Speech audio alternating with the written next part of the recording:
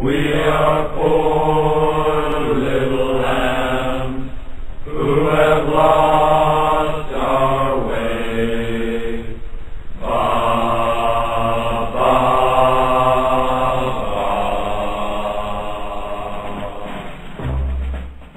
Hello everyone, welcome back to Moffett Field. Good to have you back. I just got another shipment from Shapeways, so like last time I thought I would take you through that and show you the kind of the out of the box, what they look like, and then the final version that I paint up. Some of them I primed already because they come in clear plastic and it would be pretty difficult to see on this on the video.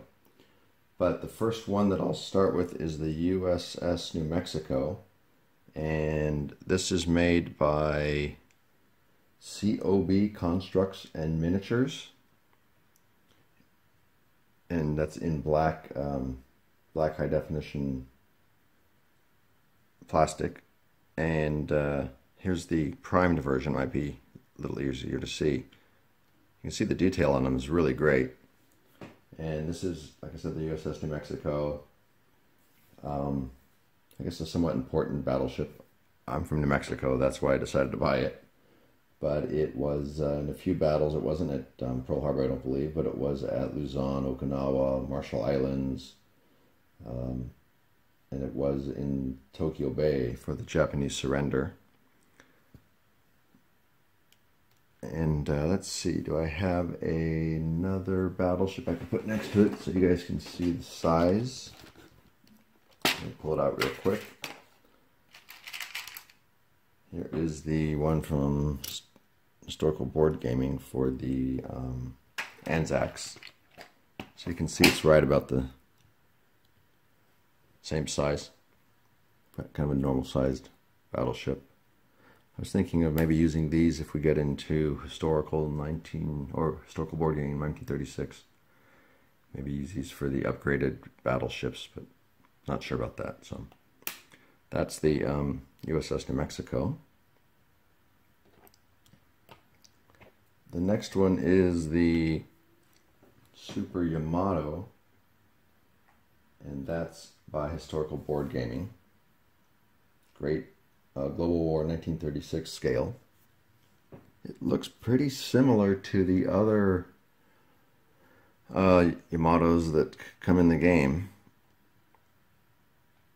but there you can see it's pretty well detailed.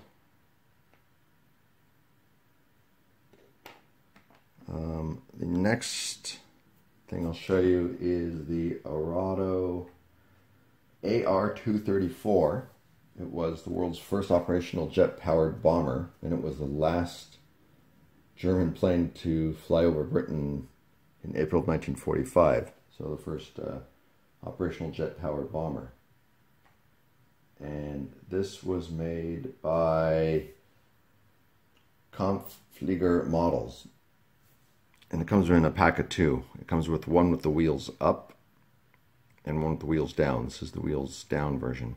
And I've already primed it and started a coat of paint on it, but this is black acrylic. And I'll show you the other one later with the wheels up. It's a pretty good model, and it's not going to break. This plastic's better. It doesn't break like the frosted ultra detail. I just find that plastic's too brittle. Like these wheels wouldn't survive in that plastic.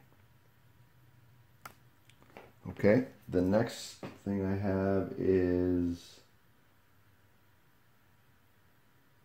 a French bomber. It's called the MB210 block, MB210. And this is made by Snafu Store. Comes in a set of 3. And this is a 1/600 scale. And I bought these because I think the French are going to need some bombers. So this seemed like a pretty good version, pretty good one to get. And it's kind of a funky looking one, so it's easy to identify too, because all these planes start to look similar. So I thought this one with the kind of blunt nose would be good. I was also thinking maybe using this for a transport, but I think I'll find something different and keep this as the bomber. And this one came in, this is Frosted Ultra Detail, but I've primed it already, as I said. Okay. And the final thing I picked up were these little flak towers. I kind of wanted to see what they were like. They're pretty cool. And these are made by Brigade Models 3D. I'm going to use these as airbase. And here's the ones that I got before. So you can see size-wise how they compare. These are a little shorter. And you'll be able to see this better when after I paint it. Okay, so I'll paint these up and then I'll show you what they look like when I'm done.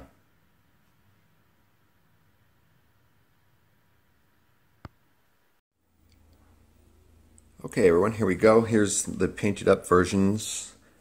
And it's been a while. I actually got this shipment in April and started the video, and now it's July, but I went on vacation to Alaska and had some other stuff going on. So finally getting around to finishing this up. Here's a guide just for scale so you can see how big these pieces are. Here's the USS New Mexico, painted and finished. And here I'll put next to it is the out of box. I think this is the Historical Board Gaming Iowa, I think is what that is. So you can see those two next to each other. Here's the Super Yamato. And on the Super Yamato I used a decal and painted the bow to distinguish it from the regular Historical Board Gaming Yamato because they're pretty similar, as you can see. So one can get confused perhaps. So I try to distinguish the Super Yamato. And it's pretty close to the original sculpt. It just has some more anti-aircraft turrets around the center of the ship, and then it has on the stern some additional detailing for probably what was an aircraft boom or something. Okay, so those are the battleships. Now the airplanes, the French block, I think is what it's called, if I remember correctly. That bomber turned out pretty nice, and these are the combat miniature stickers. I thought that turned out pretty cool. And here are the Arado, the German Arados. Turned out really nice. They're pretty heavy. This is a pretty heavy, you know, you can't feel it, but it's a pretty heavy piece. This is the one with the landing gear. And here's the one with no landing gear, with a bomb underneath. I think the other one has extended fuel tanks or something underneath as well. Maybe those are bombs. Okay, so those are the Arados. And here's what they look like next to a B-17, an out-of-box B-17. Let's see what else we got. Oh yeah, I'll just, for scale, you can see it's quite a bit bigger than the out-of-box German medium bomber. A little messy there, but these Arados I'm going to order some more, but in a smaller scale, because these are just a little too big, a little unwieldy, but I do like them. And then one thing I didn't show you guys was this Navy, was a Sikorsky JRS-1 made by Classic Airships, because when I got it, the pontoon was broken off, and you can see that one of the propellers didn't survive. But it's a cool little sculpt actually once I finished it and painted it up. And the final thing here is the flak turn. I painted it, I put a sticker in the middle because it's too hard to paint those squares. But we use this for airbase indicator, and I 3D cut a base for it. And here's the other one that I showed last time in my video. Sorry, my fingers are fumbling around today. But that's that. I'd probably order these again. They're pretty good. And I'm also ordering a smaller version of these. So that's this Shapeways shipment. And I just ordered another one, so I'll probably do another one of these videos in a bit. And I also have some ideas for some other videos. Some of the things I've been working on are set up for a 1939 version that we do, and I've been painting. Okay, sorry about that. My phone memory filled up, so it stopped the video. But just a preview, I think, of what I'm going to do my next video on. I've been buying a lot of these stretlets and hat and Airfix figures, and I've done some in the past, but I've changed the way I do them now. I actually cut them off their bases, and I make a base, and then I've found these half-inch stickers that I use. And so I'll just show you some of these that I've done recently. And these are for a 1939 setup that we play a lot of. Here's some Polish guys. And these are stretlets, I believe they're Polish.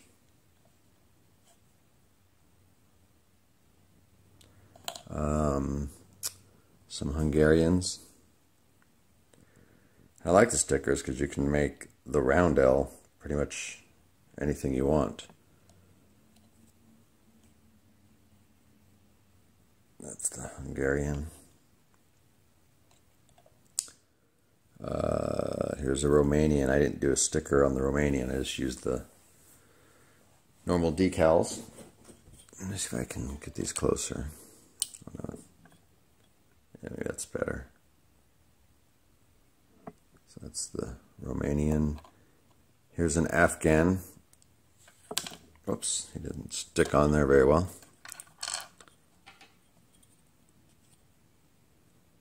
This is an Afghan, and this actually came in a Turkish set. I guess they're supposed to be Turks, but they looked like Afghans. Some Iranians. These are actually World War I Austrian. They kind of look, from what I saw online, uniforms look a bit like Iranian World War II. These guys are kind of cool with the headdress. These are Turkish in Arab headdress, but I use them as Iraqis.